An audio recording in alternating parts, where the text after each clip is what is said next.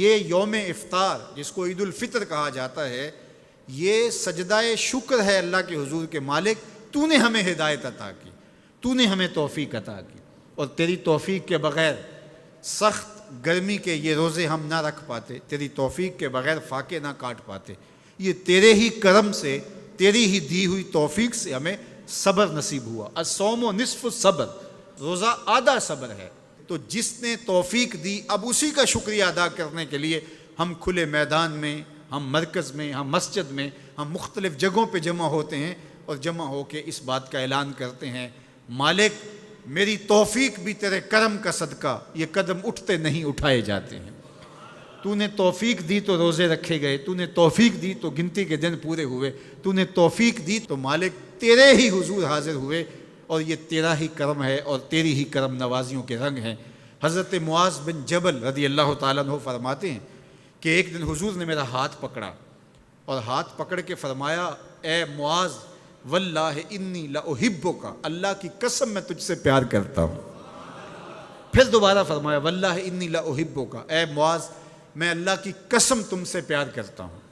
اور اس پیار کی وجہ سے حضور نے حضرت معاذ بن جبل کو بتایا کیا، میں تجھ کو وصیت کرتا ہوں کہ ہر نماز کے بعد ان کلموں کو جو میں تمہیں بتا رہا ہوں ان کو ترک نہیں کرنا، اس کو بھولنا نہیں ہے، اس کو چھوڑنا نہیں ہے۔ اور وہ کیا؟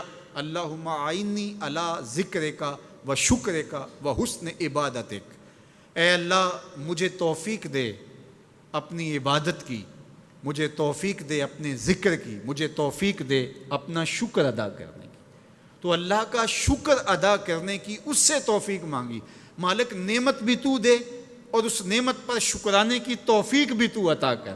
اور اللہ فرماتے ہیں میری دی ہوئی نعمت پر میرا جب تم شکر ادا کرو گے میری دی ہوئی توفیق کے ساتھ، تو میں تم سے عہد کرتا ہوں لئن شکرتم لازیدنکم، میں تمہیں اور زیادہ عطا کروں گا۔ اللہ اکبر، شکریہ سے نعمت میں اضافہ ہوتا ہے، نعمت میں برکت ہوتی ہے۔ ایک دوسرے مقام پہ کتنی خوبصورت بات ارشاد کی، ما یفعل اللہ بعذابکم ان شکرتم و آمنتم، اللہ فرماتا ہے کہ وہ تمہیں عذاب دے کے کیا کرے گا اگر تم شکریہ ادا کرو اور ایمان لاؤ۔ اللہ کی چاہت نہیں ہے کہ تجھے جہنم کی بھڑکتی ہوئی آگ میں ڈالے، جو آگ تمہاری ہڈیاں توڑ کے رکھ دے، تمہارا گوشت جلا کے رکھ دے اور تم وہاں ذلت سہو، یہ تمہارے رب کی منشا نہیں ہے۔ وہ یہ چاہتا ہے کہ تمہیں جنت کی بہاریں نصیب فرمائے۔ یہ تمہارا عمل ہے کہ تم عذابوں کو خرید رہے ہو، تم عذابوں میں چھلانگے لگا رہے ہو۔ اس کی مرضی کیا ہے، اس کی رضا کیا ہے کہ تم شکر ادا کرو اور اس پر ایمان لاؤ، تو وہ تمہارے گناہ بھی معاف کر دے، تمہارے درجے بھی بلند فرما دے۔ بلکہ ایک دوسرے موقع پہ اللہ تعالیٰ نے قرآن مجید میں ارشاد فرمایا کہ تم جہنم کے گھڑے میں گرنے والے تھے، ایک جنبش پا کی دیر تھی کہ تم ایندھن بن جاتے۔ کہا کہ میری نعمت کا شکر ادا کرو کہ جس نعمت نے، اس نعمت سے مراد محمد عربی صلی اللہ علیہ وسلم، تمہیں جہنم سے نکال کے جنت کی راہوں پہ ڈال دیا۔ تو ہمارا رب ہمیں بخشنا چاہتا ہے، ہمارا رب ہماری مغفرت کرنا چاہتا ہے، ہمارے گناہوں کو معاف کرنا چاہتا ہے۔ رحمت رب بہانہ می جوید، اس کی رحمتیں بہانہ تلاش کرتی ہیں اور بندوں کو بخشنا اسے بڑا پسند ہے۔ تو وہ کتنا کریم ہے، کتنا کریم ہے، کتنا کرم فرمانے والا ہے، کتنا رحیم ہے بندوں پر۔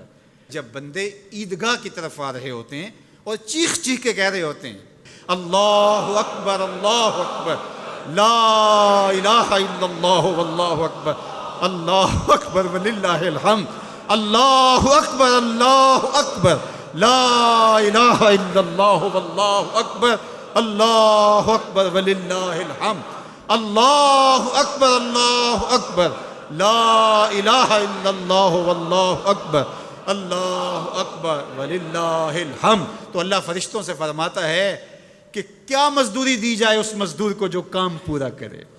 تو وہ کہتے ہیں مالک اجر تو پورا ہی ملنا چاہیے۔ تو فرمایا یہ چیخ چیخ کے جو مجھے پکارتے ہوئے آ رہے ہیں میں نے ان کو بخش دیا۔ اور وہ چیخ چیخ کے کیا کہتے ہوئے آ رہے ہیں؟ اللہ اکبر لا الہ الا اللہ واللہ اکبر اللہ اکبر وللہ الحمد اللہ اکبر لا الہ الا اللہ واللہ اکبر اللہ اکبر وللہ الحمد.